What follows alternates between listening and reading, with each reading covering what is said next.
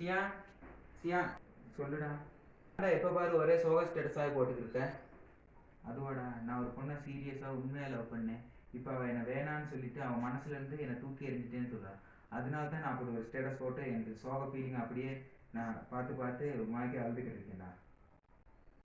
சரி நீ இங்கே பாரு, நீ அந்த பொண்ணை எத்தனை வருஷமாக லவ் பண்ண?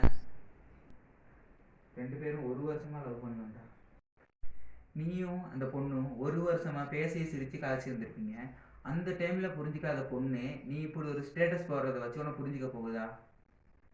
அப்படி இல்லை மச்சான், அந்த பொண்ணுங்களே இப்படித்தான், பசங்களை புரிஞ்சிக்கவே மாட்டாங்க. லவ் பண்ணி ஏமாத்திட்டு போயிடுவாங்கன்னு நினைக்கிறேன். எல்லா பொண்ணுங்களுமே இப்படித்தான், லவ் பண்ணி பசங்களை ஏமாத்திட்டே போயிடுறாங்க. அடே நீ ஒரு பொண்ணை லவ் பண்ணி அந்த பொண்ணு உன்னை விட்டுட்டு போயிட்டான்னு சொல்லி நீ எல்லா பொண்ணுங்களையும் அப்படி தப்பாக நினைக்கக்கூடாதுடா. இல்லை நான் அப்படித்தான் நினைப்பேன், எல்லா பொண்ணுங்களுமே அப்படித்தான். கைஸ், ஒவ்வொரு கூட்டத்தில் ஒருத்தர் 2 பேர் செய்கிற தப்புனால எல்லாருமே பாதிக்கப்படுறாங்க.